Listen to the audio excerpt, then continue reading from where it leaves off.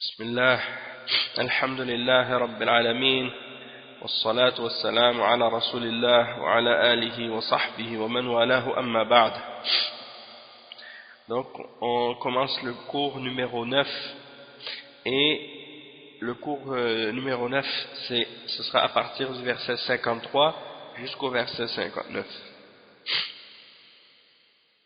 Donc on va commencer par lire les versets qui sont reliés à ce qu'on va expliquer maintenant. À partir du verset, donc, on a dit 53. أعوذ بالله من الشيطان الرجيم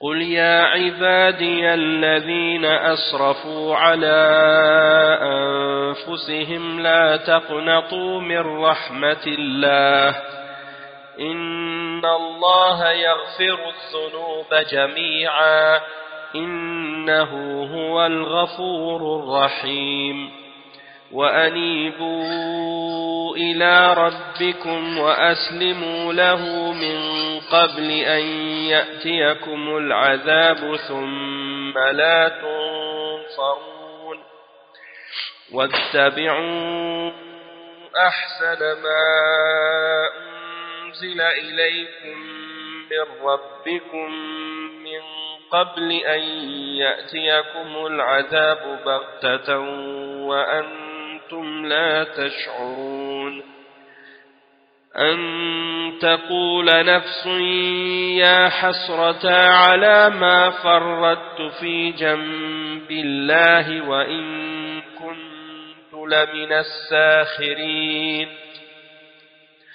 أو تقول لو أن الله هداني لكنت من المتقين أو تقول حين ترى العذاب لو أن لي كرة فأكون من المحسنين بلى قد جاءتك آياتي فكذبت بها واستكبرت وكنت من الكافرين ويوم القيامة ترى الذين كذبوا على الله وجوههم مسودة أليس في جهنم مثوى للمتكبرين وينجي الله الذين اتقوا بمفازتهم لا يمسهم السوء ولا هم يحزنون الله خالق كل شيء وهو على كل شيء وكيل له مقاليد السماوات والأرض والذين كفروا بآيات الله أولئك هم الخاسرون قل أفغير الله تأمروني أعبد أيها الجاهلون ولقد أوحي إليك وإلى الذين من قبلك لئن أشركت ليحبطن عملك ولتكونن من الخاسرين بل الله فاعبد وكن من الشاكرين وما قدروا الله حق قدره والأرض جميعا قبضته يوم القيامة والسماوات مطويات بيمينه سبحانه وتعالى عما يشركون. Donc on va, Inch'Allah, lire l'explication des versets qu'on vient de réciter ensemble. Donc on commence à partir du verset 53 à 59. Allah subhanahu wa ta'ala dit قل يا عبادي الذين أسرفوا على أنفسهم لا تقنطوا من رحمة الله إن الله يغفر الذنوب جميعا إنه هو الغفور الرحيم. dis, ô mes serviteurs, c'est-à-dire dis ô Muhammad, ô mes serviteurs, qui avez commis des excès à votre propre détriment. Ne désespérez pas de la miséricorde d'Allah, car Allah pardonne tous les péchés. Oui, certes, c'est lui le pardonneur, le très miséricordieux. وأنيبوا إلى ربكم وأسلموا له من قبل أن يأتيكم العذاب ثم لا تنصرون. Et revenez repentant à votre Seigneur et soumettez-vous à lui avant que ne vous vienne le châtiment et vous ne recevrez alors aucun secours. وأنيبوا واتبعوا أحسن ما أنزل إليكم من ربكم من قبل أن يأتيكم العذاب بغتة وأنتم لا تشعرون. Et suivez la meilleure révélation qui vous est descendue de la part de votre Seigneur avant que le châtiment ne vous vienne sans que vous ne le pressentiez. أن تقول نفس يا حسرة على ما فرطت في جنب الله وإن كنت لمن الساخرين. Ou avant qu'une âme ne dise malheur à moi pour mes manquements envers Allah, car j'ai été certes parmi les railleurs. أو تقول لو أن الله هداني لكنت من المتقين. Ou qu'elle ne dise si Allah m'avait guidé, j'aurais certes été parmi les pieux. أو تقول حين ترى العذاب لو أن لي كرة فأكون من المحسنين. Ou bien qu'elle ne dise en voyant le châtiment, ah, s'il y avait pour moi un retour, la possibilité de revenir à la vie encore une fois, je serais alors parmi les bienfaisants. بلى قد جاءتك آياتي فكذبت بها واستكبرت وكنت من الكافرين. Oh que si mes versets te sont venus et tu les as traités de mensonges et tu t'es enflé d'orgueil et tu étais parmi les mécréants. Donc le Cheikh As-Sa'di il explique ces versets et on va lire qu'est-ce qu'il mentionne à ce sujet-là. Donc, le Cheikh As-Sa'di il dit يخبر تعالى عباده المسرفين بسعة كرمه يحثهم على الإنابة قبل أن لا يمكنهم ذلك أو قبل أن لا يمكنهم ذلك فقال قل يا أيها الرسول من قام مقامه من الدعاة ومن قام مقامه من الدعاة لدين الله مخبرا للعباد عن ربهم يا عبادي الذين أسرفوا على أنفسهم باتباع ما تدعوهم إليه أنفسهم من الذنوب والسعي في مساخة علام الغيوب لا تقنطوا من رحمة الله. Donc le cheikh il explique, il dit Allah subhanahu wa ta'ala il informe ses serviteurs qui ont dépassé les limites et qui ont commis des péchés, qui ont commis des excès, qui ont commis des excès contre eux-mêmes. Allah les informe de la grandeur de sa noblesse et de sa générosité et il les incite à la repentance, al-inaba, le fait de revenir à Allah subhanahu wa ta'ala et de retourner à Allah subhanahu wa ta'ala repentant avant qu'il leur soit impossible de le faire et avant qu'il soit trop tard pour eux et puis qu'ils ne puissent plus le faire. Donc Allah subhanahu wa ta'ala dit, et il ordonne aux messagers en disant dis ô toi le messager, de même que tous ceux qui ont le même statut, pas le même statut mais disons le même rôle que lui dans le sens qu'ils font la da'wa à Allah et ils appellent à la religion d'Allah parmi les du'at. Donc Allah ordonne aux prophètes, aux messagers ainsi qu'à ceux qui font la da'wa à la religion d'Allah par la suite et qui suivent l'exemple du prophète sallallahu alayhi wa sallam dans la da'wa, en informant ses serviteurs, en informant les serviteurs et en parlant au nom d'Allah subhanahu wa ta'ala, ils disent ô mes serviteurs. Donc Allah subhanahu wa ta'ala il appelle ô mon serviteur qui a commis des excès contre leur propre âme, qui ont commis des excès à leur déprimant, qui ont commis des excès contre eux-mêmes. Et donc, c'est-à-dire ceux qui ont suivi ce que leur âme les poussait à faire comme péché, et qui ont fait qui ont couru vers les choses qui amènent la colère de celui qui connaît l'invisible, c'est-à-dire Allah subhanahu wa ta'ala. La taqnatu min rahmatillah, ne perdez pas l'espoir en la miséricorde d'Allah. Le cheikh explique, il dit ay la tayasu minha فتقلوا بأيديكم فتلقوا بأيديكم إلى التهلكة وتقولوا قد كثرت ذنوبنا وتراكمت عيوبنا فليس لها طريق يزيلها ولا سبيل يصرفها فتبقون بسبب ذلك مسرين العصيان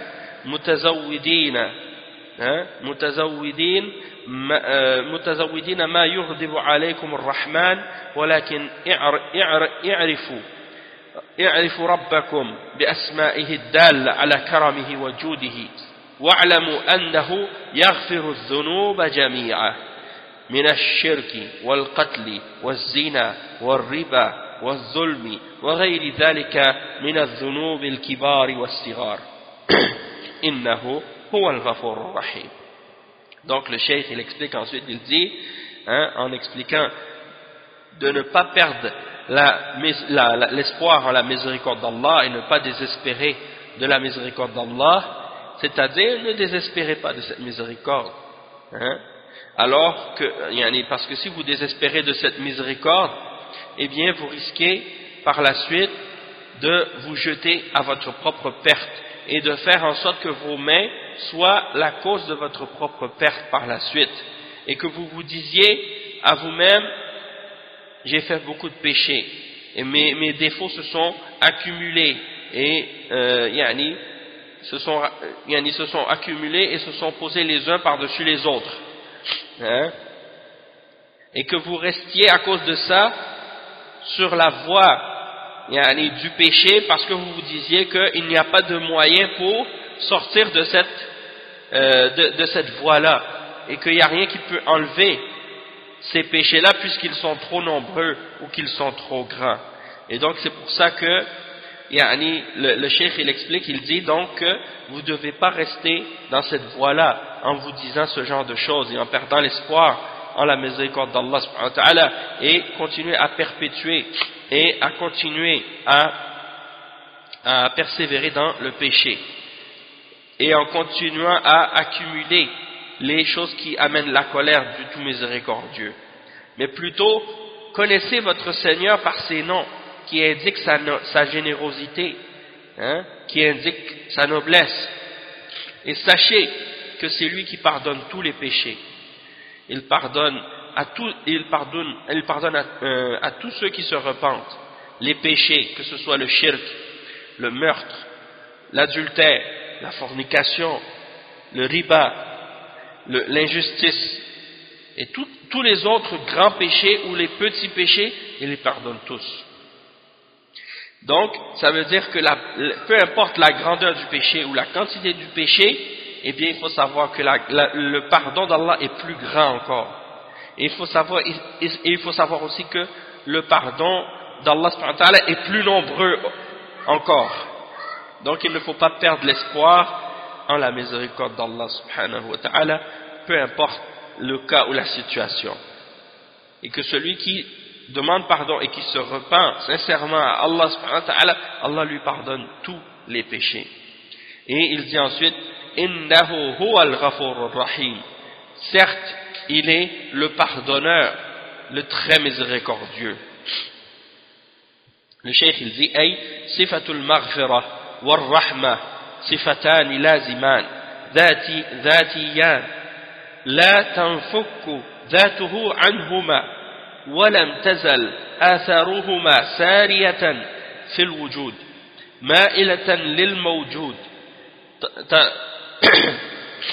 تسح يداه من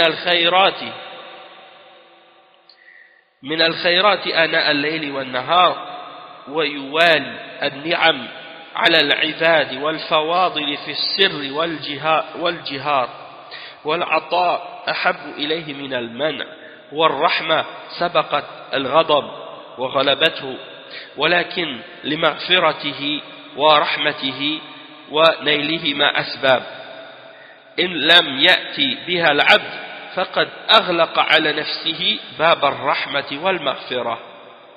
Donc le cheikh il explique et il dit que l'attribut d'Allah du pardon et son attribut de la miséricorde sont deux attributs qui sont ensemble toujours et qui font partie de l'être d'Allah subhanahu wa ta'ala et ils ne se séparent jamais de ces deux attributs-là.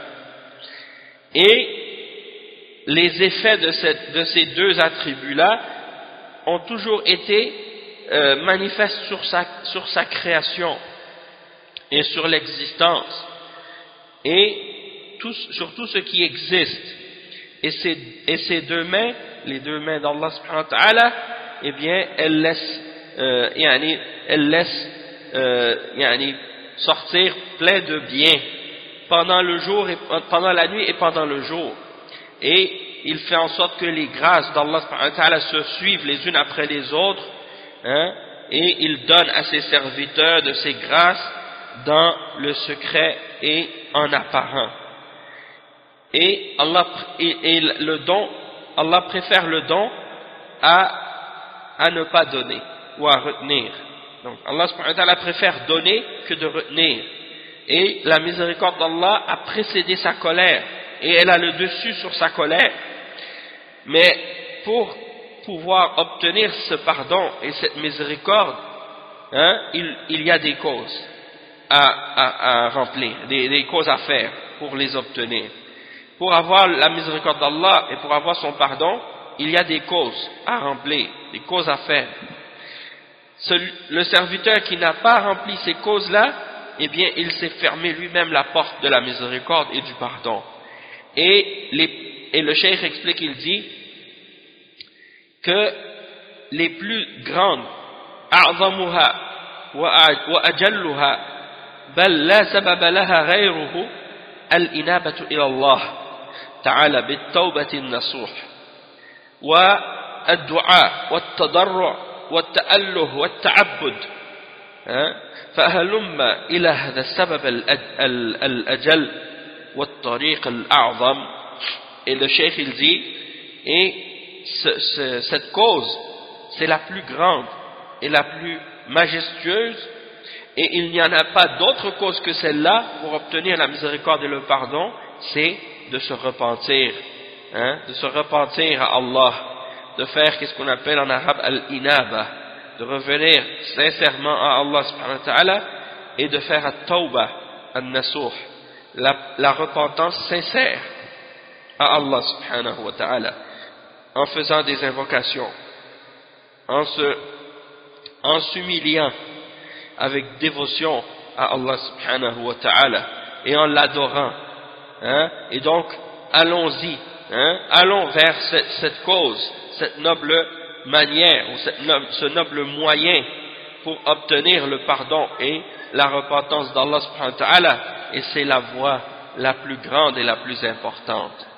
Le cheikh il dit ensuite, وَلِهَذَا أَمَرَ تَعَالَى بِالْإِنَابَةِ إِلَيْهِ وَالْمُبَادَرَةِ إِلَيْهَا فَقَالَ وَأَنِيبُوا إِلَى رَبِّكُمْ بِقُلُوبِكُمْ وَأَسْلِمُوا لَهُ بِجَوَارِحِكُمْ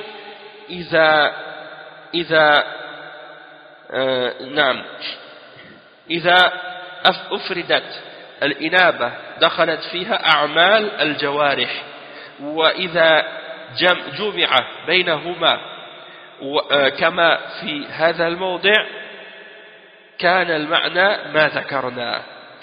Donc le cheikh il explique, il dit, et c'est pour cette raison que Allah subhanahu wa ta'ala a ordonné de se repentir vers lui et de se précipiter vers cette repentance et de revenir à votre Seigneur avec vos cœurs et de vous soumettre.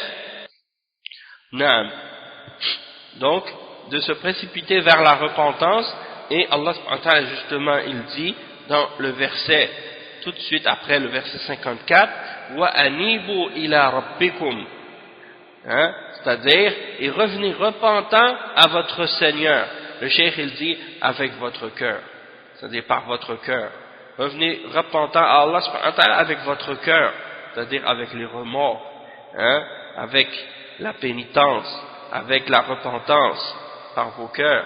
Wa aslimu lahu bi jawarihikum, c'est-à-dire et soumettez-vous à lui par vos corps, physiquement. Et le cheikh explique que si on a mentionné dans un verset ou dans un hadith la repentance à elle seule, sans mentionner la soumission, alors dans ce cas-là, les actes du corps rentrent dans la signification de la repentance. Toutefois, s'ils sont séparés, comme dans le verset ici, ils sont mentionnés séparément, on mentionne dans le même verset la repentance et la soumission, dans ce cas-là, le cheikh dit que, dans ce cas-là, ça veut dire que la soumission, c'est la soumission du cœur, la repentance, c'est la repentance du cœur, et la soumission, c'est la soumission du corps. Ensuite, le cheikh il dit وَفِي قَوْلِهِ إِلَى رَبِّكُمْ وَأَسْلِمُوا لَهُ دَلِيلٌ عَلَى الْإِخْلَاصِ وَأَنَّهُ مِنْ دُونِ إِخْلَاصِ لَا تُفِيدُ الْأَعْمَالَ الظَّاهِرَةَ وَالْبَاطِنَةَ شَيْئًا. Le cheikh il dit, et dans le fait que Allah subhanahu wa ta'ala il dit ensuite وَأَنِيبُوا إِلَى رَبِّكُمْ وَأَسْلِمُوا لَهُ, il dit et revenez en repentant vers votre Seigneur et soumettez-vous à lui. Il y a dans cela la preuve qu'on doit être sincère et qu'on doit être pur dans notre intention en revenant à Allah subhanahu wa ta'ala, et que sans sincérité et sans pureté d'intention, que ce soit uniquement pour Allah, les œuvres apparentes et cachées n'ont aucune valeur et ne servent à rien. Le cheikh il dit il explique la suite du verset min qabli an ya'tiyakumul adhab maji'an la yudfa' thumma la tunsarun, c'est-à-dire et revenez repentant à votre Seigneur et soumettez-vous à lui avant que vous vienne le châtiment, avant que le châtiment ne vous vienne et vous ne recevrez aucun secours. Et lorsque le châtiment vient, il n'y a rien qui peut le repousser. Puis vous n'êtes pas secouru par la suite. Rien ne peut vous secourir. Le cheikh il dit فَكَأَنَّهُ قِيلَ مَا هِيَ الْإِنَابَةُ وَالْإِسْلَامُ وَمَا جُزْئِيَاتِهَا وَأَعْمَالِهَا فأجاب تعالى بقوله واتبعوا أحسن ما أنزل إليكم من ربكم مما أمركم من الأعمال الباطنة كمحبة الله وخشيته وخوفه ورجائه والنصح لعباده ومحبة الخير لهم وترك ما يضاد ذلك ومن الأعمال الظاهرة كالصلاة والزكاة والصيام والحج والصدقة وأنواع الإحسان ونحو ذلك مما أمر الله به وهو أحسن ما أنزل إلينا من ربنا فالمتبع لأوامر ربه في هذه الأمور ونحوها هو المنيب المسلم. Donc le cheikh explique, il dit le verset 55 qui suit après, qui dit et suivez la meilleure révélation qui est descendue de la part de votre Seigneur. C'est comme si, le cheikh dit, c'est comme si, par rapport au verset précédent, on avait posé la question, et qu'est-ce que c'est que Al-Inaba et Al-Islam? Qu'est-ce que c'est la repentance et la soumission? Et quels sont ces éléments et les actes qui en font partie? Qu'est-ce qui est compris là-dedans? Et c'est comme si Allah subhanahu wa ta'ala avait répondu à cette question-là en disant, et suivez la meilleure révélation qui est descendue de la part de votre Seigneur. Parmi les choses que Allah subhanahu wa ta'ala vous a ordonné de faire parmi les actes intérieurs, comme par exemple l'amour d'Allah, la crainte d'Allah, la peur d'Allah, l'espoir en Allah, le fait d'être sincère envers ses serviteurs, hein, et de leur donner la nasiha et d'être sincère envers eux, d'aimer pour eux le bien et d'abandonner ce qui vient en opposition et en contradiction avec ceci. Et parmi les actions apparentes, la salat, la zakat, le jeûne, le hajj, l'aumône, la sadaqa, hein, et toutes les différentes formes de bienfaits, et ainsi de suite. Parmi toutes les choses que Allah subhanahu wa ta'ala a ordonnées. Et c'est le meilleur de ce que Allah a révélé, hein, sur nous. C'est le meilleur de ce qui a été révélé sur nous de la part de notre Seigneur. Et donc, celui qui suit les ordres de son Seigneur dans ces choses-là, et dans des choses semblables, alors c'est lui qui est repentant et qui est musulman. C'est lui qui est munib et qui est muslim. C'est lui qui s'est repenti à Allah et c'est lui qui s'est soumis à lui. من قبل أن يأتيكم العذاب أو من قبل أن يأتيكم العذاب بغتة وأنتم لا تشعرون كل هذا حث على المبادرة وانتهاز الفرصة. Allah subhanahu wa ta'ala dit à la fin du verset 55, yani avant que le châtiment ne vous vienne de façon soudaine, sans que vous ne le pressentiez, sans que vous ne vous y attendiez.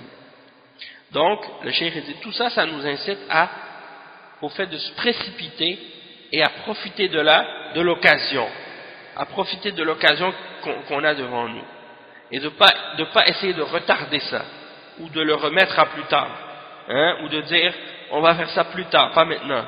La repentance, c'est pas maintenant, plus tard, hein, parce que on peut être frappé soudainement par un châtiment d'Allah. On ne sait pas quand est-ce que ça peut arriver. Le cheikh, il explique maintenant le verset 56.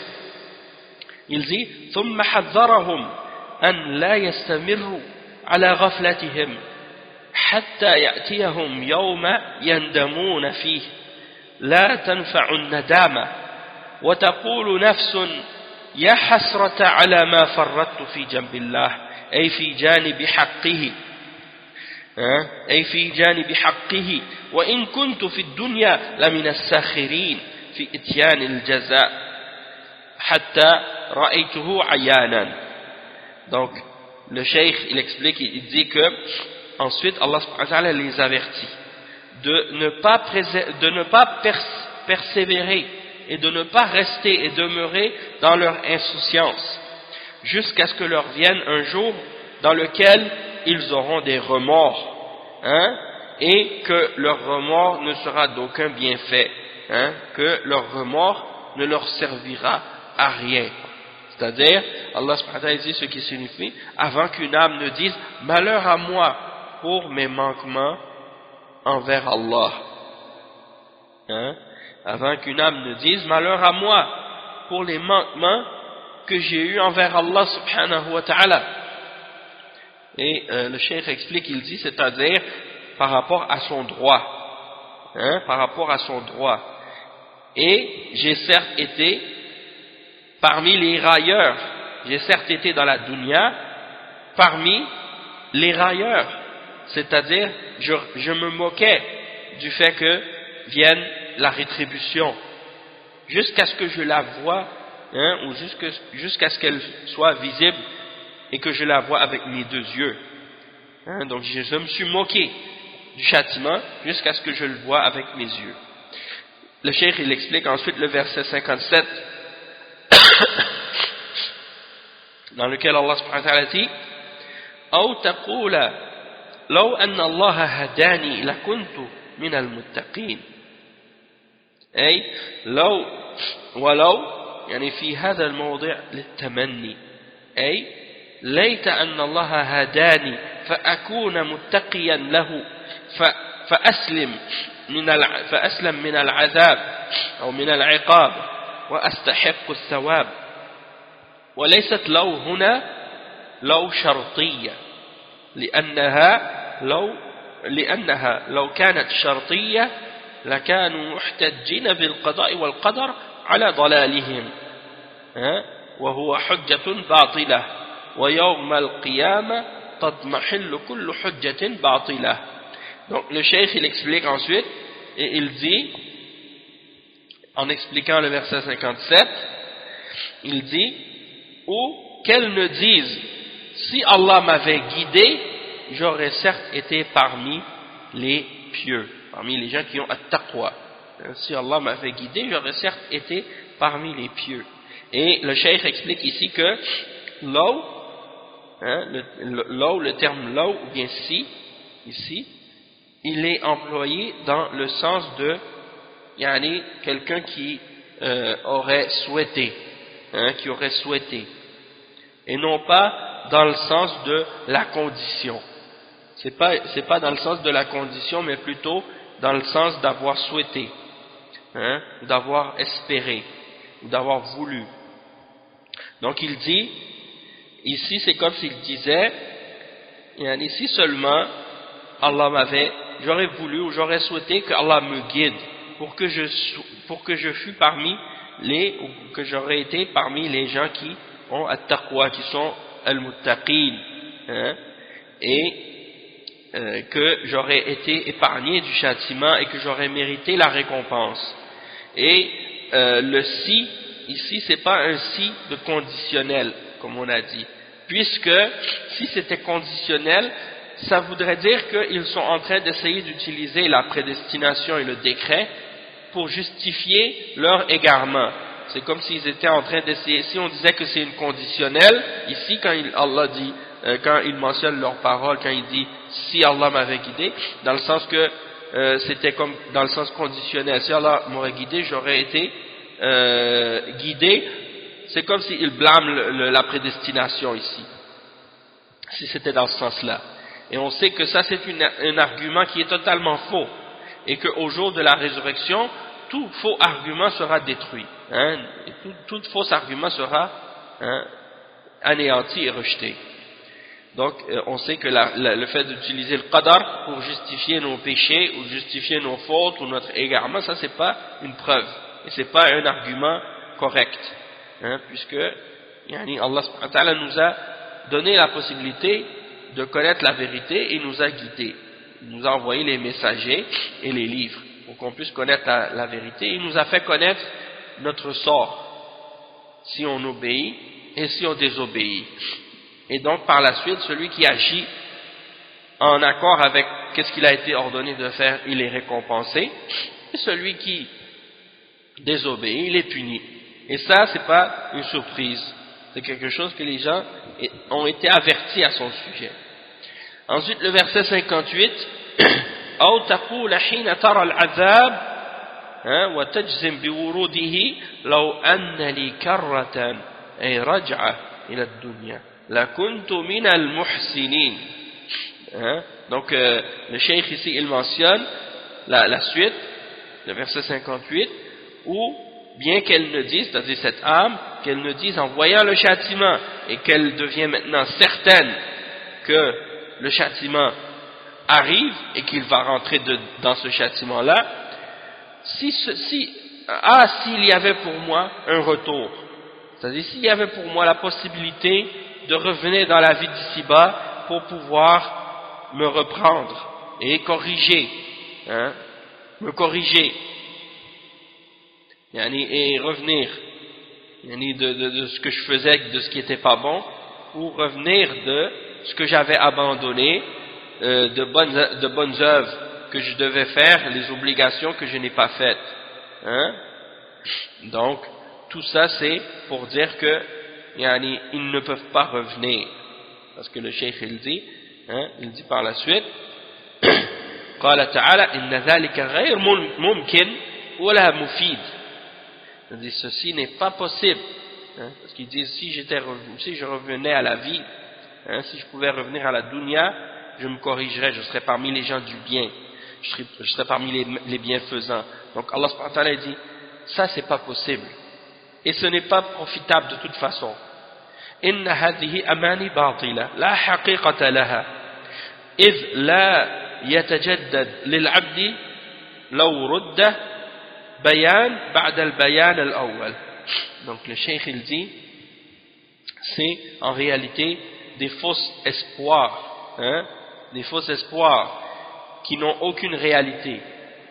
Et si le serviteur était renvoyé encore une fois à la vie, hein, et la clarification qui lui a été donnée, c'est la même que la première qu'il a reçue déjà, hein, et comme on l'a mentionné déjà même dans d'autres versets aussi dans le Coran, comme le verset dans Surat Al-An'am, le verset 8, Allah subhanahu wa ta'ala il dit وَلَوْ رُدُّوا لَعَادُوا لِمَا نُهُوا عَنْهُ وَإِنَّهُمْ لَكَاذِبُونَ. C'est-à-dire que si ils étaient renvoyés à la vie, ils seraient retournés à ce qu'on leur avait interdit, et ce sont certes des menteurs. Donc ils prétendent que si on les ramènerait à la vie, ils feraient le bien, alors qu'en réalité si on les ramène, ils retournent à ce qu'ils faisaient. L'imam Ibn Kathir il dit لما تمنى أهل الجرائم العود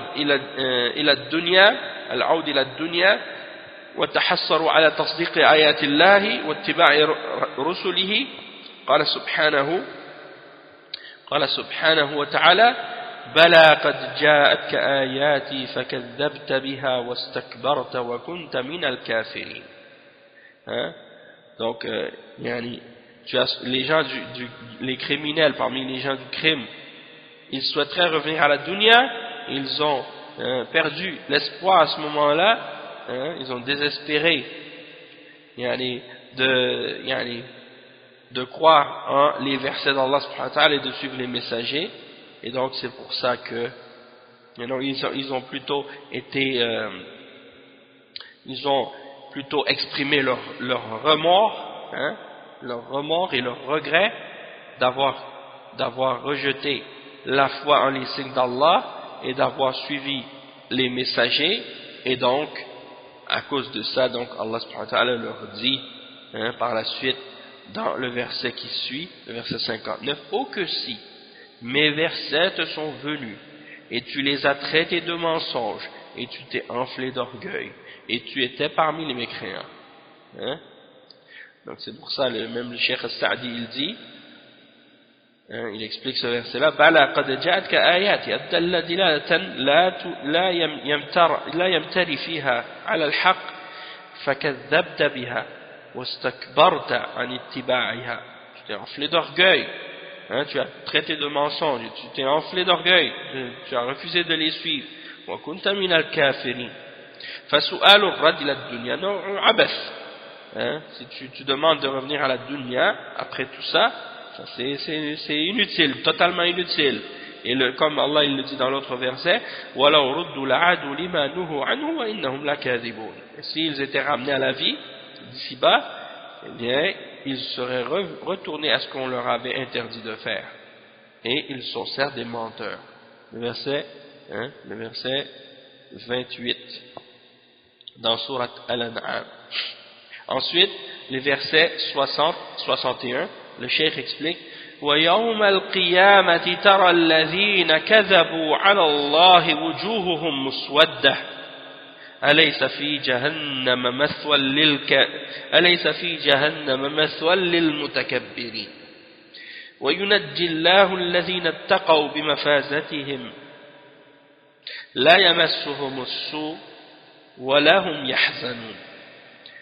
Donc le verset 60 et 61. Et au jour de la résurrection, tu verras les visages de ceux qui mentaient sur Allah assombris. Leur visage devient sombre. N'est-ce pas dans l'enfer qu'il y aura une demeure pour les orgueilleux? Et Allah sauvera ceux qui ont été pieux et leur fera gagner leur place au paradis. Nul mal ne les touchera et ils ne seront point affligés. Donc le cheikh il explique. Il dit يخبر تعالى عن خزي الذين كذبوا عليه وأن وجوههم يوم القيامة مسودة كأنها الليل البهيم يعرفهم بذلك أهل الموقف فالحق أبلج واضح كأنه الصبح فكما سودوا وجه الحق بالكذب سود الله وجوههم جزاء من جنس عملهم.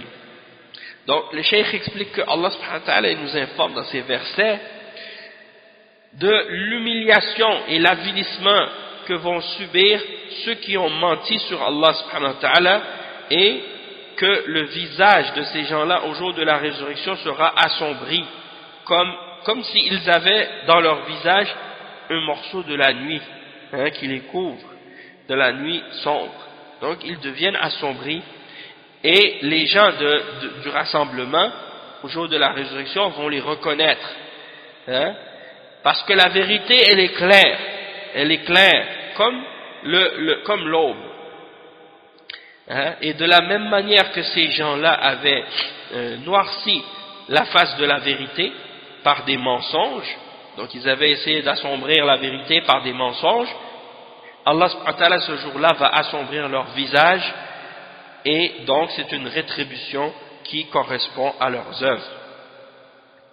فَلَهُمْ سَوَادُ الْوُجُوهِ وَلَهُمُ الْعَذَابُ الشَّدِيدُ فِي جَهَنَّمَ وَلِهَذَا قَالَ أَلَيْسَ فِي جَهَنَّمَ مَثْوًى لِلْمُتَكَبِّرِينَ المتكبرين عن الحق وعن عبادة ربهم المفترين عليه بلى والله إن فيها لعقوبة وخزيا وسخطا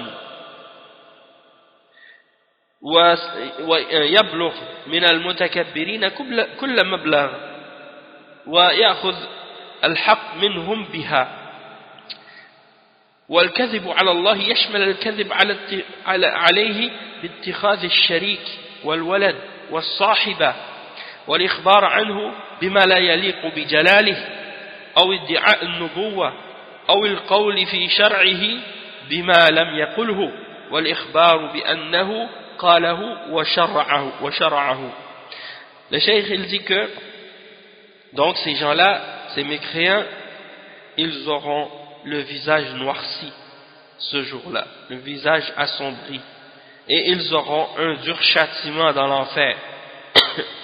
Et c'est pour ça que Allah subhanahu wa ta'ala il dit justement Alaysa fi jahannama mathwan lil mutakabbirin, n'est-ce pas dans l'enfer qu'il y aura une demeure pour les orgueilleux, Bala wallahi, certes par Allah il y aura une demeure pour les orgueilleux. Les orgueilleux qui se sont enflés d'orgueil devant la vérité et devant l'adoration de leur Seigneur et qui ont inventé des mensonges contre lui, certes il y aura un châtiment et une demeure pour eux dans l'enfer. Et il y a dans cet enfer pour eux un châtiment, une humiliation et une colère, et qui va atteindre les gens orgueilleux de toutes parts, et ils seront pris et on reprendra le droit par ce châtiment-là.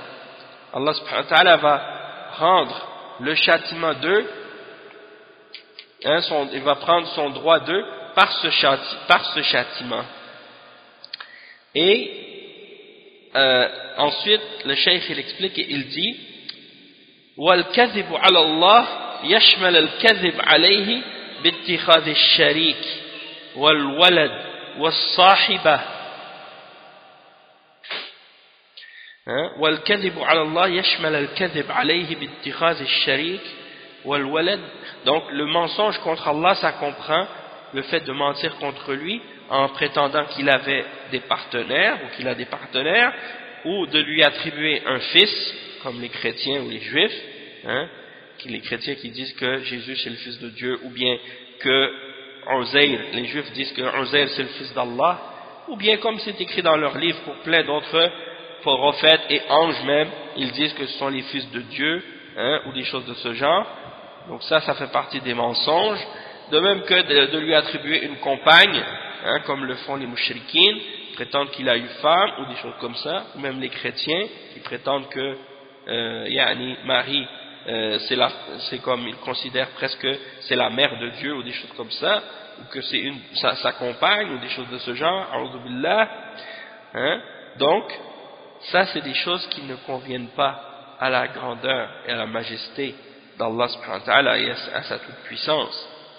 ou bien également parmi les mensonges contre Allah, le fait de prétendre être un prophète, après le prophète Mohammed sallallahu alayhi wa sallam, ou bien le fait de parler à propos de sa législation et de sa religion en disant à son sujet ce qu'il n'a pas dit, ou d'informer,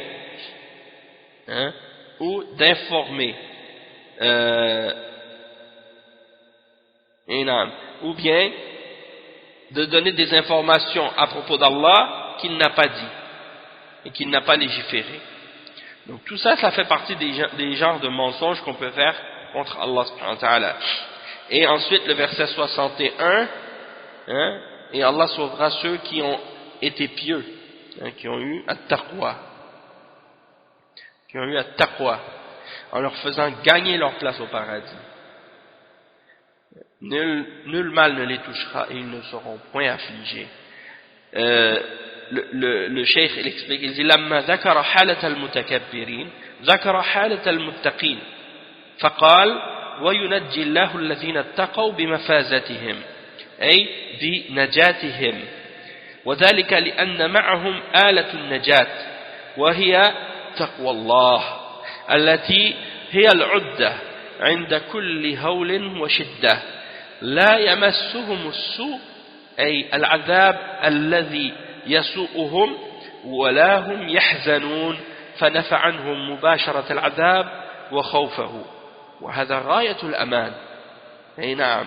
Donc le cheikh il dit que lorsque Allah subhanahu wa ta'ala a mentionné l'état des gens qui sont orgueilleux, il a mentionné par la suite l'état des pieux, l'état des gens qui ont at-taqwa, al-muttaqoun, et il dit qu'il va les sauver. Il dit qu'il va sauver ceux qui ont eu at-taqwa en leur faisant gagner leur place. C'est-à-dire, il leur fera gagner leur place, c'est-à-dire il leur fera gagner leur salut. Et le cheikh il dit c'est parce que ils ont avec eux le moyen de ce succès, le moyen de ce salut, ils le possèdent. C'est quoi le moyen ou l'instrument de ce salut qu'ils possèdent? C'est at-taqwa. Tu veux avoir le salut, tu veux avoir le succès, tu veux gagner ton paradis. Comment tu fais pour le gagner? Avec at-taqwa, taqwa Allah.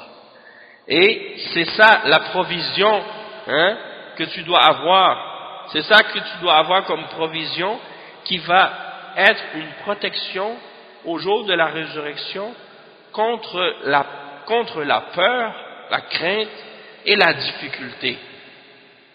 La yamassuhumussu, aucun mal ne les touchera ce jour-là.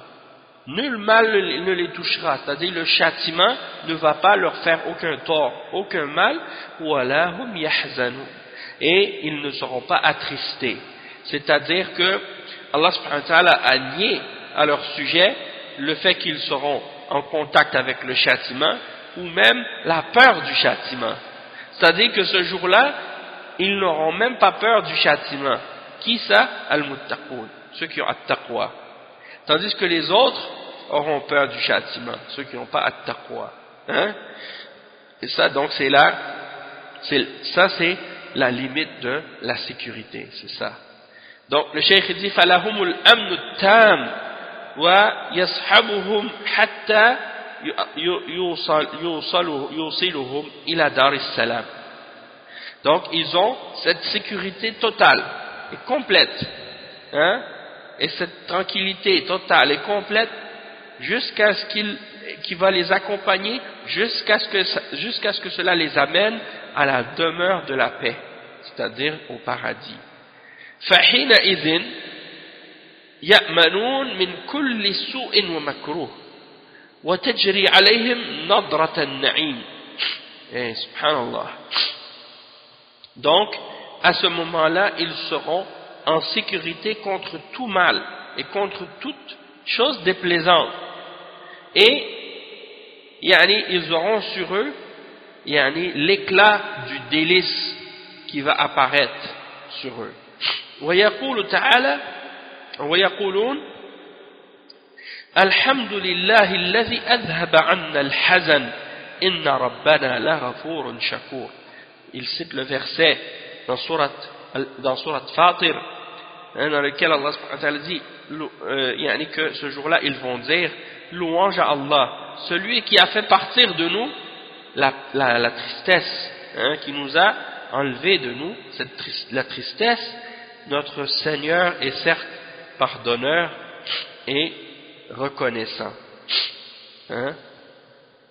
Ensuite, le verset 62 et 63, dans lesquels Allah subhanahu wa ta'ala dit Allahu khaliqu kulli shay wa huwa ala kulli shay'in wakil lahu maqalidu as-samawati wal ard wallazina kafaru bi ayati Allahi ulaika humul khasirun.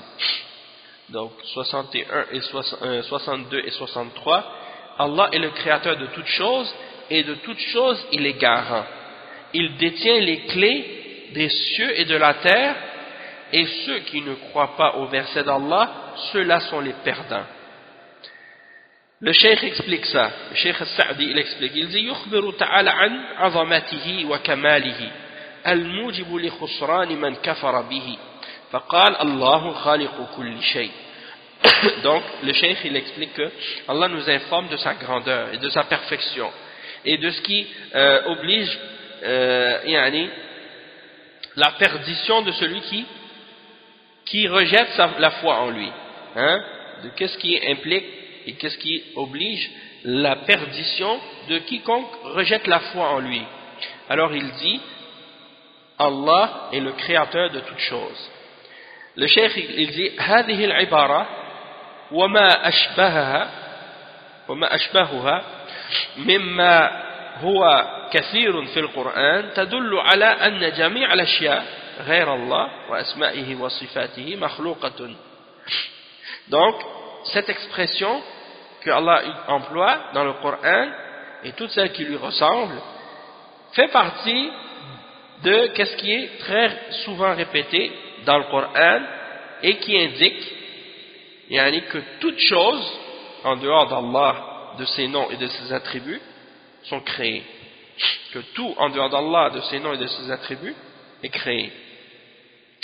ففيها رد على كل من قال بقدم بعض المخلوقات كالفلاسفة القائلين بقدم الأرض والسماوات والقائلين بقدم الأرواح ونحو ذلك من أقوال أهل الباطل المتضمنة تعطيل الخالق عن خلقه. Donc le cheikh explique que cette parole d'Allah, quand il dit que tout ce qui existe, que Allah est le créateur de tout ce qui existe, eh bien ça implique quoi? Ça implique une réfutation de toute personne qui prétend qu'il y a des créatures qui sont éternelles, comme le prétendent certains philosophes qui croient en ce qu'ils appellent qidam al-alam, qidam al-ardi wa samawat, c'est-à-dire l'éternité du monde, ou l'éternité de l'univers, ou l'éternité de la terre et des cieux.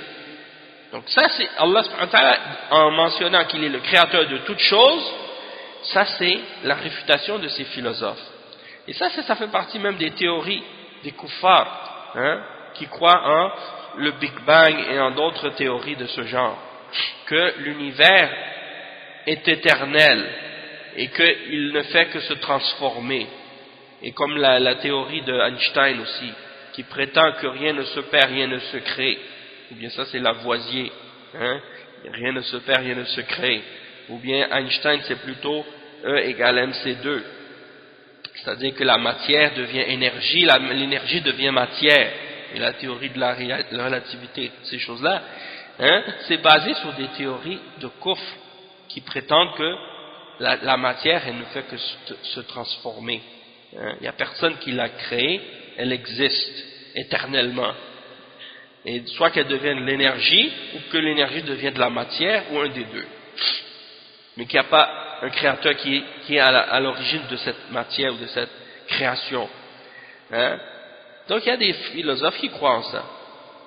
Et ça rejoint aussi les idéologies, les croyances des athées matérialistes, et même parfois aussi des bouddhistes, parce que les bouddhistes ils ne croient pas en l'existence d'un créateur, ils croient que l'univers existe éternellement aussi. qu'il n'y a pas de début, qu'il n'y a pas de fin. La même chose pour les matérialistes, hein, les athées matérialistes qui disent il n'y a pas de début, il n'y a pas de fin, l'univers est éternel. Hein. Tout ce qui se fait, c'est que ça se transforme. Et qu'on est créé tout ça à partir de...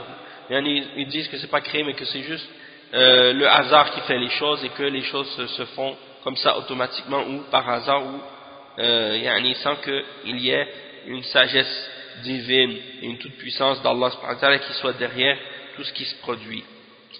Donc ça c'est les philosophes qui disent des gens de paroles de ce genre, et Allah subhanahu wa ta'ala les réfute avec ce verset là, et il explique que Allah est le créateur de toutes choses. Ou bien ceux qui disent que les âmes sont éternelles, la même chose, comme les bouddhistes, hein, et comme les hindous, ils croient en la réincarnation, ils croient que les âmes n'ont pas de commencement, ils n'ont pas de fin, hein, et des choses de ce genre. Ça aussi c'est faux, parce que les âmes sont créées par Allah subhanahu wa ta'ala. Et également, il dit le cheikh donc que ça c'est des paroles, ces paroles-là et toutes les paroles semblables à celles-là de la part des gens de la fausseté impliquent le fait de nier le créateur et de nier que c'est lui qui a créé la création. Donc tout ça c'est refuté par ce verset-là. Hein? Des fois on voit un verset, on pense qu'il est petit, on n'imagine pas sa force ou sa grandeur, mais en réalité il contient en lui-même la réponse à plein de questions, comme par exemple celui-là. Et il dit ensuite le cheikh وَلَيْسَ كَلَامُ اللَّهِ مِنَ الْأَشْيَاءِ الْمَخْلُوقَةِ لأن الكلام صفة المتكلم والله تعالى بأسمائه وصفاته أول وليس قبله شيء فأخذ أهل الاعتزال من هذه الآية ونحوها أنه مخلوق من أعظم الجهل فإنه تعالى لم يزل بأسمائه وصفاته ولم يحدث له صفة من صفاته ولم يكن معطلا أو معطلا عنها بوقت من الأوقات. Donc le cheikh il explique aussi une réponse et une réfutation aux Mu'tazila aussi qui nient les attributs d'Allah subhanahu wa ta'ala et qui nient la parole à Allah subhanahu wa ta'ala. Donc le cheikh explique et il dit que la parole d'Allah ne fait pas partie des choses créées, car la parole d'Allah est un attribut. La parole est un attribut de celui qui parle. Et Allah subhanahu wa ta'ala, avec ses noms et avec ses attributs, est le premier. Il n'y a rien avant lui. Hein, comme on dit, huwa al-awwal wa al-akhir. Allah subhanahu wa ta'ala, il est le premier et le dernier. Dans le sens qu'il n'y a rien avant lui, il n'y a rien après lui. Hein? Et donc, quand on dit que Allah est le premier et le dernier, c'est-à-dire que Allah, ses noms ainsi que ses attributs, est le premier et il est le dernier, avec ses noms et avec ses attributs. Hein? Donc ses noms et ses attributs sont éternels comme lui, puisqu'elles font partie de sa personne et de son être, hein? Ou de ses actions. Et ses actions sont reliées à sa volonté. Il les fait quand il veut. Donc quand on dit qu'Allah subhanahu wa ta'ala il parle quand il veut. C'est ce que ça veut dire. Et il a toujours eu l'attribut de la parole. Hein? Sauf qu'il l'a fait selon sa volonté. Hein? Il est relié à sa volonté. Et elle fait partie de son ordre aussi. Hein? Ça répond aussi au Mu'tazila, parce que Allah subhanahu wa ta'ala dit dans un autre verset ala lahul khalq wal amr, hein? N'est-ce pas, à lui qu'appartient l'ordre et la création et l'ordre. Donc la parole d'Allah fait partie de l'ordre, hein? Et donc il n'est pas créé. C'est à Allah qu'appartient la parole et l'ordre, la création et l'ordre. La création, c'est tout ce qu'Allah a créé, et l'ordre, c'est la parole d'Allah subhanahu wa ta'ala. Hein? Ça ne fait pas partie de la création. Et donc, l'argument des Mu'tazila qui utilisent ce verset pour essayer de prétendre que la parole d'Allah est créée, ça c'est complètement réfuté et complètement rejeté. Donc ils n'ont aucun argument dans ce verset-là. Donc ils prétendent que, en mentionnant ce verset-là, ils prétendent que la parole d'Allah est créée, et ça c'est la plus grande ignorance de leur part. Parce que Allah subhanahu wa ta'ala a toujours eu ses noms, et il a toujours eu ses attributs éternellement. Et il n'y a pas une attribut à Allah subhanahu wa ta'ala qui a été créé, ou qui est apparu, alors qu'il ne la possédait pas éternellement. Non, mais walam yakun mu'attalan anha, donc il n'a jamais été sans posséder cet attribut-là à un moment ou à un autre. Non, il a toujours possédé éternellement tous ses noms et tous ses attributs. والشاهد من هذا أن الله تعالى أخبر عن نفسه الكريمة أنه خالق لجميع العالم العلوي والسفلي وأنه على كل شيء وكيل والوكالة التامة لا بد فيها من علم الوكيل بما كان وكيلا عليه وإحاطته بتفاصيله ومن قدرة تامة على ما هو وكيل عليه ليتمكن من التصرف فيه ومن حفظ لما هو وكيل عليه ومن حكمة ومعرفة بوجوه التصرفات ليصرفها وليدبرها على ما هو الأليق فلا تتم الوكالة إلا بذلك كله فما نقص من ذلك فهو نقص فيها.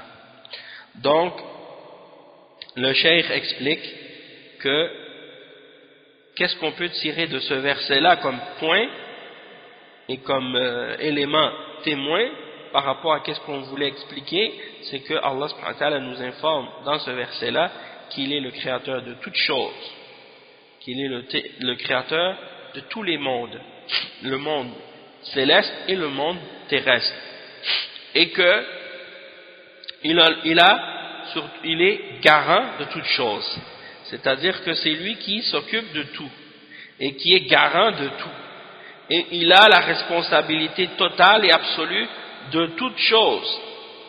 Et celui qui a la responsabilité de quelque chose, eh bien, ça veut dire qu'il doit avoir la connaissance totale de cette chose-là.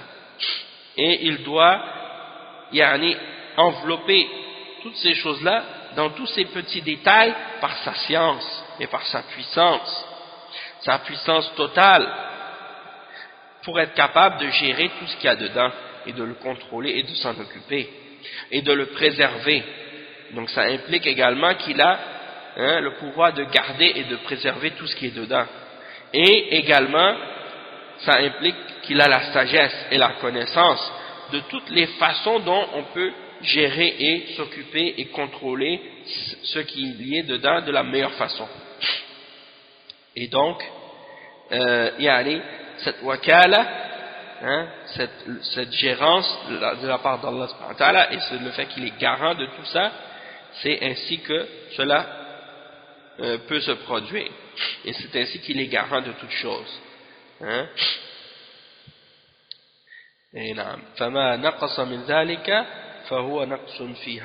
Donc si on diminue quoi que ce soit de cela, alors dans ce cas-là c'est une imperfection ou un défaut dans la gérance. Et donc c'est impossible de dire ça à propos d'Allah subhanahu wa ta'ala, qu'il n'aurait pas la connaissance et le pouvoir et le contrôle parfait de tout, puisque c'est lui le garant de tout.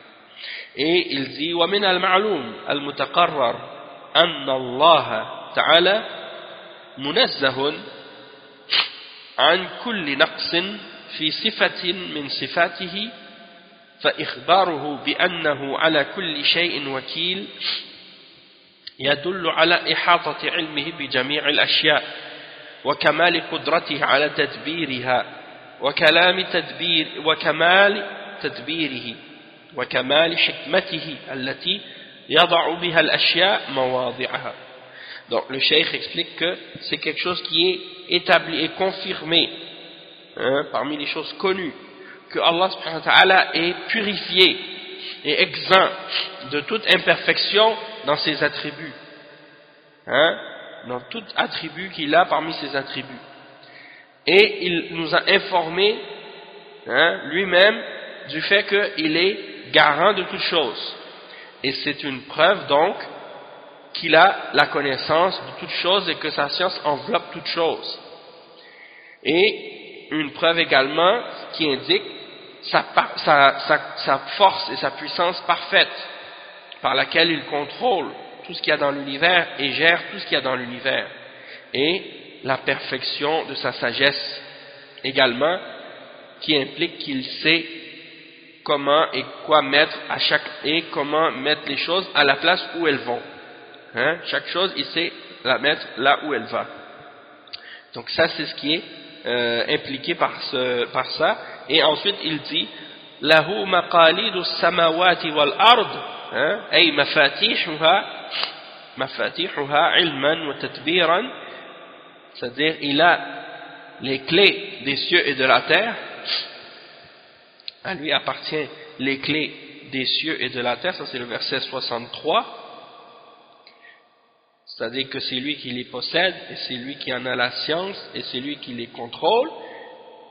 وَمَا يَفْتَحُ اللَّهُ لِلنَّاسِ مِنْ رَحْمَةٍ فَلَا مُمْسِكَ لَهَا وَمَا يُمْسِكْ فَلَا مُرْسِلَ لَهُ مِنْ بَعْدِهِ وَهُوَ الْعَزِيزُ الْحَكِيمُ. Là il nous dit ensuite, il nous explique ensuite en citant le verset dans Surat Fatir, Surat 35. Il nous cite ce verset-là dans lequel Allah subhanahu wa ta'ala dit que ce qu'Allah accorde aux gens comme miséricorde, il n'en est à personne le pouvoir de le retenir. Et ce qu'il retient, il n'en est à personne, il n'est à personne à le relâcher après lui. Et c'est lui le puissant, le sage. فَلَمَّا بَيَّنَ مِنْ عَظَمَتِهِ مَا يَقْتَضِي أن تمتلئ القلوب له إجلالا وإكراما ذكر حال من عكس القضية فلم يقدره حق قدره فقال والذين كفروا بآيات الله الدالة على الحق اليقين والصراط المستقيم أولئك هم الخاسرون خسروا ما به تصلح القلوب من التأله والإخلاص لله وما به تصلح الألسن من إشغالها بذكر الله وما تصلح به الجوارح من طاعة الله وتعوضوا عن ذلك كل مفسد للقلوب والأبدان خسروا جنات النعيم وتعوضوا عنها بالعذاب الأليم.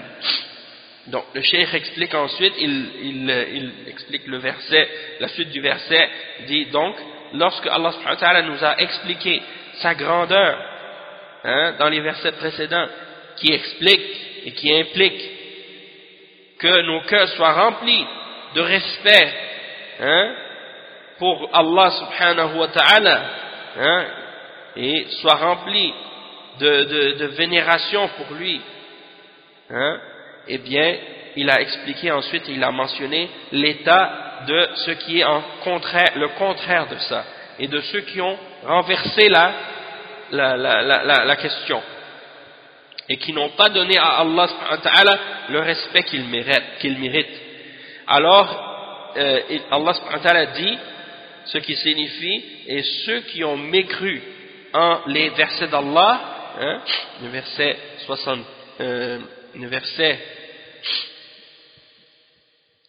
66, non c'est pas le verset 66, ça c'est le verset 60.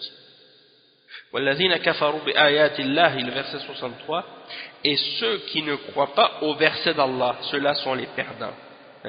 Donc ceux qui ne croient pas en les versets d'Allah qui indiquent la vérité et la certitude et le droit chemin, ceux-là sont les perdants qui ont perdu ce qui peut réformer leur cœur, comme par exemple le fait d'adorer Allah et de lui vouer un culte pur et d'avoir de l'ikhlas envers lui. Et ce qui peut également réformer nos langues, c'est-à-dire de les occuper par le rappel d'Allah, et ce qui peut réformer nos corps, c'est-à-dire d'établir l'obéissance d'Allah. Et eux, ils ont pris ça et ils l'ont remplacé par tout ce qui peut corrompre les cœurs et les corps. Et à cause de ça, ils ont perdu les jardins du délice et ils les ont remplacés par le châtiment douloureux. Ensuite, le cheikh, il explique maintenant les versets 64 à 66. Il explique les versets 64 à 66. Et ça, c'est les derniers versets qu'on va expliquer maintenant dans cette partie. C'est les versets suivants où Allah subhanahu wa ta'ala dit قُلْ أَفَغَيْرَ اللَّهِ تَأْمُرُونِي أَنْ أَعْبُدَ أَيُّهَا الْجَاهِلُونَ وَلَقَدْ أُوحِيَ إِلَيْكَ وَإِلَى الَّذِينَ مِنْ قَبْلِكَ لَئِنْ أَشْرَكْتَ لَيَحْبَطَنَّ عَمَلُكَ وَلَتَكُونَنَّ مِنَ الْخَاسِرِينَ بَلِ اللَّهَ فَاعْبُدْ وَكُن مِنَ الشَّاكِرِينَ. Ces versets-là sont souvent mentionnés par les ulama pour montrer l'importance du tawhid et le danger du shirk. Donc on va lire qu'est-ce que ça signifie, les versets 64 à 66. Dans la traduction de ces versets, ce qui signifie, dit: me commanderez-vous d'adorer autre qu'Allah, ô ignorant? En effet, il t'a été révélé. Donc c'est Allah subhanahu wa ta'ala qui ordonne au prophète de dire ça aux mushrikoun. Dis au Muhammad, à ces mushrikines, à ces kuffars, à ces juifs, à ces chrétiens, à ces hindous, à ces bouddhistes, à ces athées, à tous les autres qui adorent des choses en dehors d'Allah et qui associent avec Allah, dis-leur: me commanderez-vous d'adorer autre qu'Allah, ô ignorant? En effet, il t'a été révélé, il t'a été révélé à toi ainsi qu'à ceux qui t'ont précédé, parmi les messagers et les prophètes, que si tu donnes des associés à Allah, ton œuvre sera vaine. Ton œuvre sera certes vaine, elle n'aura aucune valeur. Et tu seras certes, tu seras très certainement du nombre des perdants. Tout au contraire, adore Allah seul et sois du nombre des reconnaissants. Donc on va expliquer on va voir qu'est-ce que Cheikh Al-Sa'di il dit à ce sujet-là.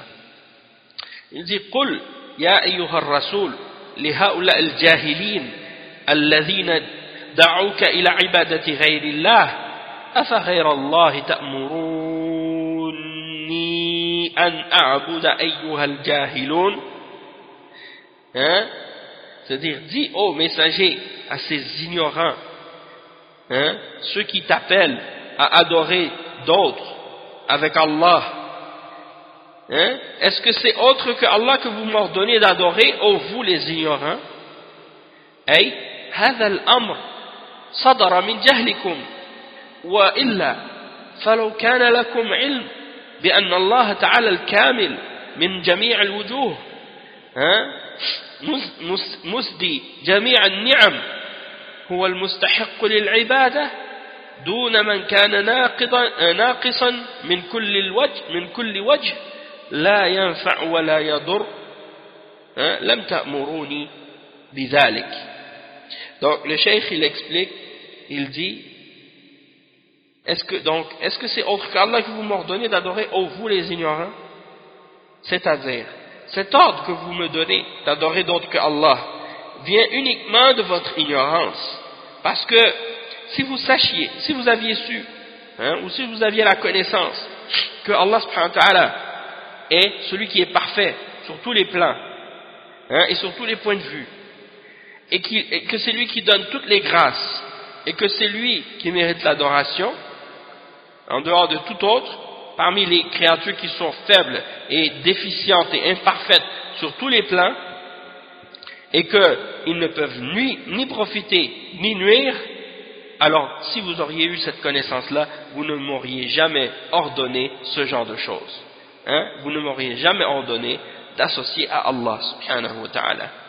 Et il dit ensuite وذلك لأن الشرك بالله محبط للأعمال مفسد للأحوال ولهذا قال تعالى ولقد أوحي إليك وإلى الذين من قبلك من جميع الأنبياء لئن أشركت ليحبطن عملك وهذا مفرد مضاف يعم كل عمل.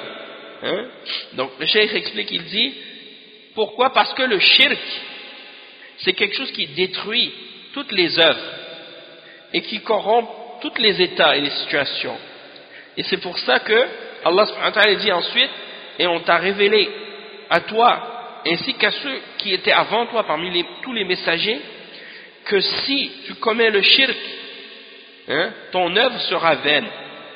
Et ici c'est un mufrad mudaf, donc c'est un terme qui est mufrad, c'est-à-dire singulier, et qui est rattaché à l'action, c'est-à-dire ton action.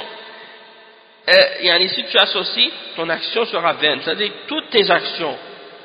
C'est pas juste une action que tu fais qui va être vaine, toutes tes œuvres au complet. Si tu fais le shirk, tout ce que tu fais au complet sera nul. Même si ton shirk était juste dans une action ou dans une adoration que tu as associée avec Allah. C'est pas seulement cette action-là qui sera nulle, c'est toutes tes œuvres au complet, tout le bien que tu as fait dans toute ta vie, du moment que tu commets le shirk, jusqu'à ce que tu t'en sois repenti.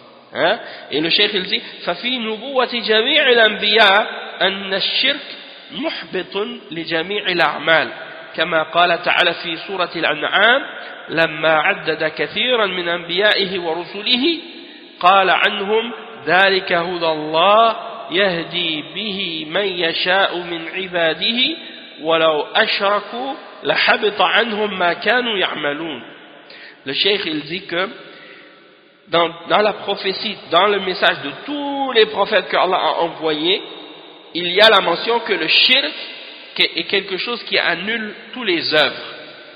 Et comme il le mentionne dans Surat Al-An'am, après avoir énuméré un grand nombre d'entre les prophètes et les messagers, il dit à leur sujet par la suite: ceci est la guidance d'Allah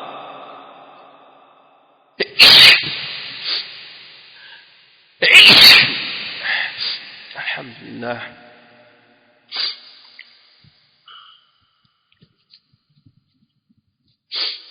Donc il dit, après avoir énuméré tous les prophètes, ceci est la guidance d'Allah. Et il guide par celle-ci qui il veut de ses serviteurs, en parlant de ses messagers et de ceux qui les suivent. Mais s'ils auraient fait le shirk, s'ils auraient associé avec Allah, Allah aurait rendu vain tout ce qu'ils ont fait.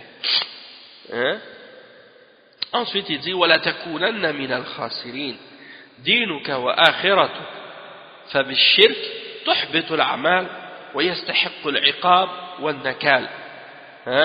Donc le cheikh il dit ولا تكونن من الخاسرين, tu aurais été du nombre des perdants dans ta religion, tu aurais perdu ta religion et tu aurais perdu ton au-delà aussi, parce que avec le shirk que tu commets, toutes tes œuvres deviennent vaines, deviennent nulles.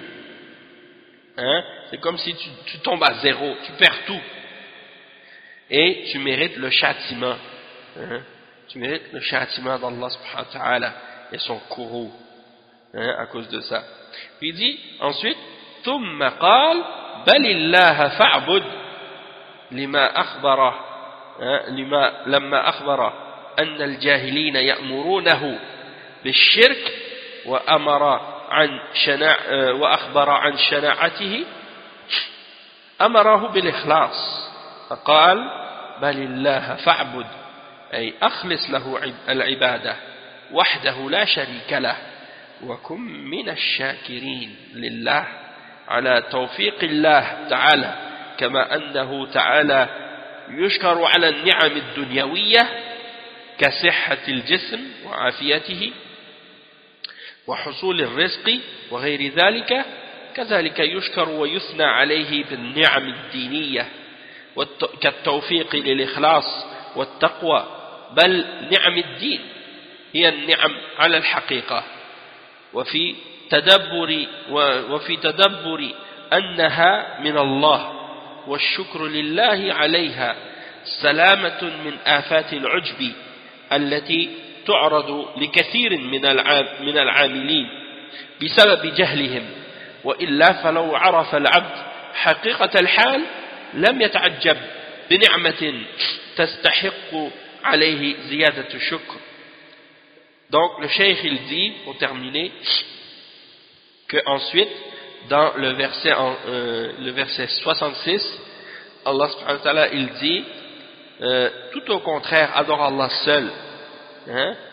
Tout au contraire adore Allah seul. Donc lorsque Allah subhanahu wa ta'ala a mentionné à propos de ces ignorants parmi les mushrikines, hein, qu'ils ordonnent le shirk, Allah subhanahu wa ta'ala a mentionné sa laideur, la laideur du shirk, et il a ordonné la pureté dans l'adoration, al-ikhlas. Puis il dit balillaha fa'bud, hein? Non, bien au contraire, c'est Allah que tu dois adorer, lui seul. Adore Allah seul. Hey, akhlis lahu al-ibada wahdahu la sharika lah. C'est-à-dire, adore-le de façon pure, en purifiant ton adoration pour lui seul, sans lui donner aucun associé ou partenaire. Hein? Wa kum min ash-shakirin lillah. Et soit parmi les gens qui sont reconnaissants envers Allah pour le tawfiq, le succès qu'il t'a donné d'avoir la guidance. Hein? Et il dit, la même manière que tu vas être reconnaissant envers Allah pour les grâces qu'il te donne dans les choses de la dunya, comme il te donne la santé, ou il t'épargne d'un mal quelconque, hein? Et dans ce cas-là, tu es reconnaissant, et tu le remercies, et tu lui fais des éloges, hein, pour le bien qu'il t'a donné dans les affaires de la dunya, et bien dans ce cas-là, tu dois aussi, et encore plus, lui faire des éloges dans les affaires de la religion. Même que, hein, le fait qu'il t'a donné par exemple le succès de la sincérité et de la pureté dans l'adoration, du fait que tu es sur le tawhid, remercie Allah de ça, hein, sois reconnaissant et fais les louanges d'Allah pour ça. Remercie Allah que tu es sur le tawhid, remercie Allah que tu es sur la bonne voie, remercie Allah que tu es sur la sunna, remercie Allah subhanahu wa ta'ala pour at-taqwa. S'il t'a donné at-taqwa, c'est une des plus grandes grâces. Et les grâces de la religion sont les plus importantes et les plus grandes. Hein? Ce sont elles qui sont en réalité les vraies grâces. C'est pas la richesse, l'argent, la santé, la beauté, la force, hein? Tout ça, ça c'est des choses de la dunya que Allah donne aux musulmans et aux non-musulmans, aux mu'minines et aux kuffars. Hein? C'est pas ça la vraie grâce. La vraie grâce qu'Allah donne, c'est de leur donner la foi, de leur donner l'iman, de leur donner at-taqwa, de leur donner la sunna, de leur donner la force, la patience, l'endurance, de rester sur la bonne voie, sur la vérité, hein, et de s'écarter du shirk et du kufr et des bid'ah et des péchés. C'est ça la vraie grâce. C'est ça la vraie grâce. Donc le cheikh il dit, et quiconque réfléchit et médite, hein, sur ça, il voit qu'il doit être reconnaissant envers Allah pour cette grâce de la guidance et de la foi et de la religion, et du fait qu'il a été épargné, hein, du moment qu'il est reconnaissant envers Allah, il sait que c'est Allah qui lui a donné cette guidance-là, qui lui a donné cette taqwa, qui lui a donné la possibilité d'être sur le tawhid, qui l'a guidé au tawhid. En reconnaissant ça, il devient protégé contre al-ujb. Al-ujb, c'est quoi? C'est lorsque tu deviens ébloui toi-même de tes bonnes œuvres. Tu deviens ébloui et content, hein, de tes bonnes œuvres. Tu dis, oh comme je suis bon, oh comme je suis pieux, oh comme je suis intelligent, hein, oh comme je fais bien des choses pour la religion, oh comme je suis généreux, hein, et ainsi de suite. Tu t'éblouis toi-même de tes bonnes œuvres, hein, et ça c'est quelque chose de très mauvais qui annule la valeur de tes œuvres, parce que tu dois être reconnaissant envers Allah, même pour tes bonnes œuvres, même pour la piété que tu as. Tu ne dis pas, oh comme je suis un bon serviteur d'Allah, comme je suis un pieux, hein, je me lève pour la prière, je prie et je fais les ordres que Allah m'ordonne de faire, et j'ai tout ce que je fais c'est bien, hein, je porte la barbe, j'ai le qamis, la femme elle dit je porte le djilbab et le niqab, hein, et je me couvre. Ça c'est des bonnes choses et il faut les faire, mais il faut être reconnaissant envers Allah que Allah te permet de faire ces choses-là. C'est Allah qui t'a permis de faire ces choses-là, c'est Allah qui t'a guidé à ces choses-là et qui t'a donné le succès de ces choses-là. Donc sois reconnaissant à Allah pour ça et remercie Allah subhanahu wa ta'ala pour ça, parce que c'est par sa miséricorde que tu les as fait. Tu as fait les efforts et Allah t'a donné le succès, donc alhamdulillah, remercie Allah, hein? Et en agissant ici, en étant reconnaissant envers Allah, tu es épargné de ce péché-là qu'on appelle al-ujub, hein, qui sont présents chez beaucoup d'entre ceux qui font les œuvres à cause de leur ignorance. Sinon, si le serviteur connaît la réalité de la situation, il ne va jamais être ébloui lui-même par une grâce qu'il a eue, hein, parce que cette grâce en réalité ne fait en fait que augmenter le mérite du fait qu'il doit augmenter sa reconnaissance envers Allah, hein.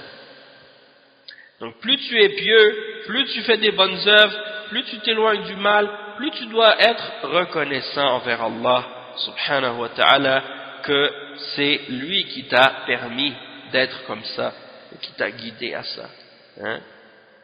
Et quand tu fais un péché, hein, tu demandes pardon à Allah subhanahu wa ta'ala, hein, et tu demandes à Allah subhanahu wa ta'ala de te préserver, de te protéger du péché et de te pardonner pour ce péché-là, hein. Et le péché, tu ne peux pas le faire excepté par la permission d'Allah.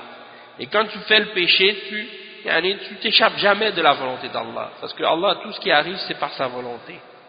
Mais si tu es reconnaissant, Allah subhanahu wa ta'ala te pardonne. Si tu es reconnaissant et que tu demandes pardon, Allah te pardonne pour ton péché. Mais si tu ne te repens pas, que tu continues dans le péché, eh bien tu t'égares, hein? Encore plus. Donc on va s'arrêter ici pour aujourd'hui, pour maintenant, et il nous reste un dernier cours à faire pour conclure Surat Al-Zumar. Donc pour terminer le tafsir de la sourate, il reste un cours. Donc il est 7h, donc 7h, dans une heure c'est le Maghreb ici, environ, donc dans une heure c'est le Maghreb. Je ne pense pas qu'on aura le temps de le finir maintenant, mais c'est possible qu'on puisse le finir soit plus tard, peut-être après l'Isha, après le Tarawih, ou bien demain, dans la journée, Inch'Allah. Donc, je vais faire l'annonce lorsqu'on va commencer, bi'idhnillah, le dernier cours, le cours numéro 10 de ce tafsir. Donc, on s'arrête maintenant, et puis on se retrouve pour la suite, la fin de cette explication au prochain cours, Inch'Allah. سبحانك اللهم وبحمدك أشهد أن لا إله إلا أنت أستغفرك وأتوب إليك وصلى الله وسلم على نبينا محمد وعلى آله وصحبه أجمعين.